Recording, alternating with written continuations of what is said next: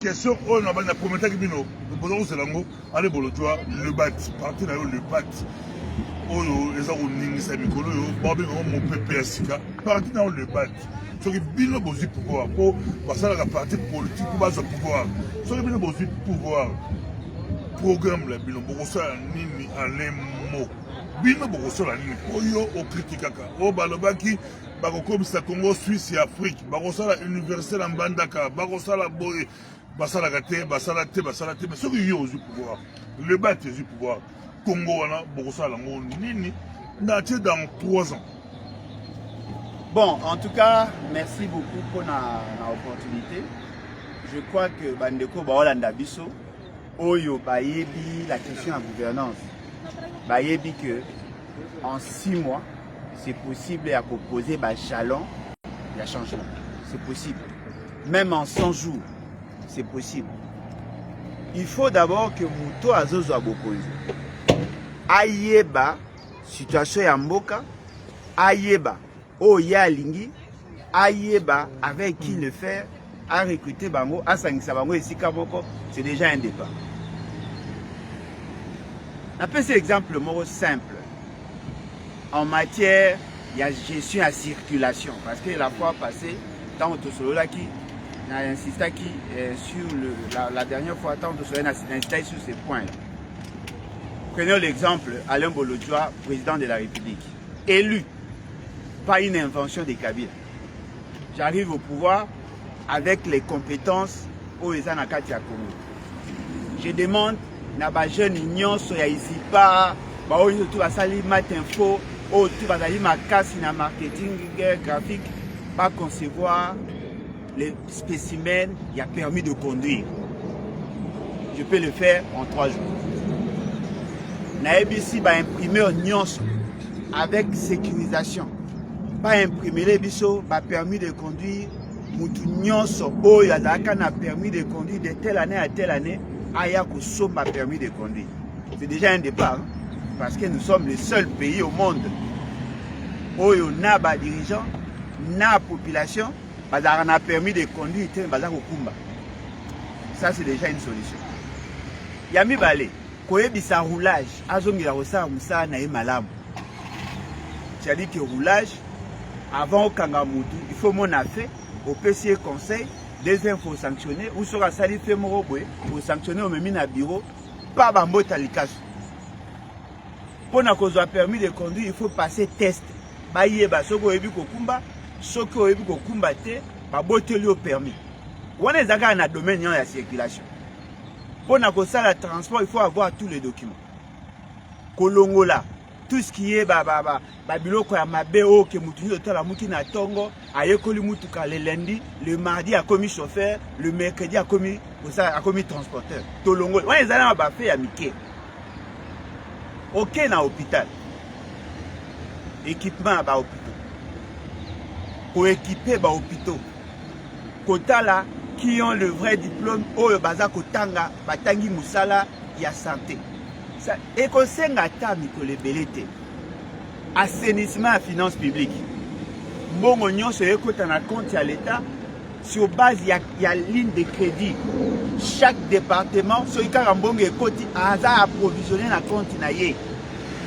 Ceux qui ont apposé la dépense, la salle, la Cour de compte. L'inspection générale des finances fait le suivi.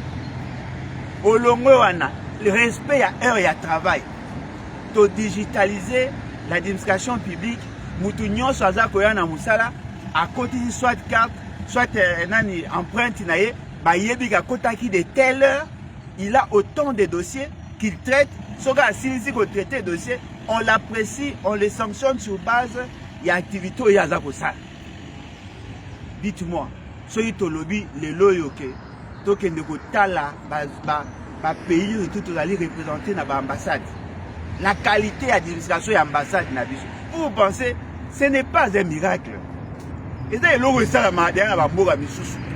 Et ça logo que moi na moko aza mal éduqué abino et je suis mal éduqué parce que mes parents basalanga mabe. Oui, si tes parents sont mal éduqués, tu peux observer ce que les autres font. Toi na mbogo ijera bisoti. Nous sommes en Belgique. La Belgique nous a gérés. Pourquoi là-bas ça a échoué? Pourquoi ici ça a réussi? allez bolojwa na toté le temps mais likambo ya mai olobelite likambo ya courant olobeli yango te makambo na simbi mutu azwi pouvoir mais tozala molili tozala mai te akipeli biloko na te bandako eza te bamaison sociale okotonga nao te makambo oyo eza matata ale bolojwa yo bandika na permis de conduire okei na nalobeli permis de tozwi conduire permis de conduire tozwi bahôpitaux mais tozanga courant tozanga mai nalobeli permis de conduire te na régime bolojwa nalobeli ya bolojwa nalobeli permis de conduire te nalobeli bino nde l'administration omoni oyo bani le dysfonctionnement d'administration eza lokola mutu moko aza infecté na maladie moko boye ya mabe oyo nakotanga kombo te mais aza na bamaux de tête aza na balibumu eza koleka ye aza na barime. Un bon médecin quand il arrive à stabiliser notre tension, on a vu comment stabiliser la tension et puis on va attaquer dans le fond ne mutarobika oyo bato bamesana ya kokanisa non je vais nakobongisa courant. Non, c'est d'abord l'administration. L'administration est la colonne vertébrale. Après cet exemple, quand je faisais mes recherches sur la gouvernance, j'ai appris qu'effectivement, il y a possibilité d'avoir un pays qui fonctionne assez normalement sans gouvernement. Ce pays a fonctionné pendant une longue période sans gouvernement. C'est l'administration. L'administration publique, c'est que le squelette est pour les humains. Moi, la forme aux hommes, ils forme sur base de squelette. Si vous avez un squelette à Moukouse, tout ce que vous voyez comme forme, ils ont muscles, ils ont forme et squelette. Si l'administration ne fonctionne pas, vous ne pouvez pas parler de l'eau. Alors, pour le jour, je pas d'après ce l'Itabe Mambote, il y a le bac à Yapoto, dans les 70. Tanayaka ou Akutagaba. L'Itabe Mboa musicien. Oui, musicien. Tanayaka ou Akutagaba Bolojwa. Famille Bolojwa, Babomboko et les autres. Alors, Bamomingi, alors, Alekapalanga. Papa, c'est un grand. Ton père, Batou Baibioté, Baïbiga Bolojwa, mais ton père est un grand notable, un grand. Commerçant, Batou Yambongo et Makassi. Il y a un notable en Bandaka Yakala, Ayebalaka Makassi. Mon père arrive à Bandaka la Belgique, il est Bandaka la Belgique à l'époque. Mais question à obtenir en haut. Pourquoi ton père est grand commerçant, mon Mbongo, mon Makambo, Ayebalaka Makassi, pour lui, c'est la politique, la famille, aux hommes, tu as dit, la politique, pourquoi on a dit que c'est papa, c'est papa. Bon, aux hommes, vous appelez grand économiste, vous appelez... Non, mais j'ai la facilité d'être grand économiste parce que j'ai fait l'économie. Et là, d'abord, papa Moutabanda commerce. Maman et papa, Azalaki en 1931, parmi les rares femmes au Bazaki n'a registre de commerce indigène. Elle faisait le commerce. Papa et Yalende Azalaki n'a domaine. Il y a chefferie. C'est-à-dire que c'est lui qui gérait les étendues parce qu'il y a deux clans. Voyez-vous? Azaki n'a clan, il y a côté à Benkwese. Azaki n'a clan, il y a côté à Ikenge. Azaki seul moine, il y a deux familles. Mon père a commencé dans l'administration publique. Azaki administrateur comptable en 1948. Il était d'abord dans l'administration publique. Il ne faisait pas la politique, mais il était dans l'administration publique. Parce qu'administrateur comptable, c'est lui qui faisait tout ce qu'il y avait comme rapport. Il y a des recettes publiques en matière, il y a jardin avec jardin de Yala. Il a travaillé là-bas. C'est en 1951 qu'il s'est décidé de devenir commerçant. A eu registre des commerces en 1951. Il est devenu grand, pourquoi? Parce qu'il était discipliné et il a évolué. Mais les gens peut-être ne le savent pas. C'est l'État congolais qui a tué le Bolojwa. Non, dans le commerce. Effectivement, c'est l'État congolais qui l'a tué. Est-ce que les gens savent que quand l'État était en difficulté, l'établissement Bolodjoa on est au défi à l'État. Oh, Bolodjoa a des ah, mais oui, qui le lot, tu as le même dossier. Qui le lot. Qui le lot d'être public, qui le lot. Désévalué. Ça politique pour nous récupérer. Non, le problème est vrai. Si je fais le commerce aujourd'hui dans ces pays, pour ce cas-là, le minage tombe au sommet d'un bail va bouquer. Au gros après, vous voyez, la marchandise va foutre au taxe. Comme tout le monde pas gros dans la longue, pas à botter le en moi. Ça sert à quoi? Parce que vous allez partout pour les distributions dans un coup, mais pas les États-Unis, dans le Canada, dans le Nibisolo, dans le arrivé dans Babi depuis politique et banda politique. Bamona Makaboka, Kala, Bamona Kangopa, Kala, pas musiciens, les autres, les mbali, Bosso, Bamona Pesa, atterrissage, il y a homme politique qui toque, na Bakebele, na Mindele, na Batomoïdo, Batomoïdo, Zela, Belé, mais pas le Canada, pas les États-Unis, au poli Bamboka, au poli Allemagne, au poli Belgique, au poli France, au poli. Beaucoup bango en Amérique, au Canada, au Japon, au Suisse, au Pakistan. Bango bango sont abolis. Ils abolis pour bon, moi, j'ai une invitation.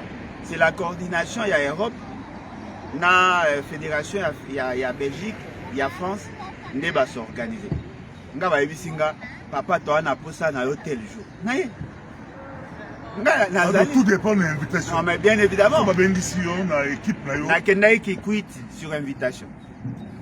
Nakenda qui Équateur sur invitation. Nakenda qui province orientale sur invitation. Nakenda qui Goma sur invitation. Partout on m'invite, je viendrai. Parce que ceci n'a vu chose aligner. Tous ceux qui croient en notre combat, en notre lutte, et qui veulent nous contacter. Sincèrement, je ne sais pas, bon que nous revérifier. Je n'ai jamais refusé un appel. Jamais. Je reçois tout le monde, quelle que soit la tendance, même Batoyi de Pespa Benganga. Non, papa, là, tu as un problème, on s'est bon pour tout comme un candidat. Moi, je reçois tout le monde. C'est lui qui m'invite, je viens. Je ne suis pas un super homme pour refuser les appels. Élection, occupation. Très bien. L'équipe, il y a vareuse, il y a occupation. Voilà, qui ça va mettre à l'équipe, il y a vareuse, il y a élection. Yo siko nazo arbitre. Nazo union bali. Vous arbitre la commune. Nazo union bali. Élection occupation. Nazo mi bali. Na élection na occupation na sangis na comme révolution. C'est ça en fait la beauté à l'Ebat. L'Ebat na kati na e aza pe révolutionnaire. Aza na côté il y a comment on l'appelle? Il y a résistance.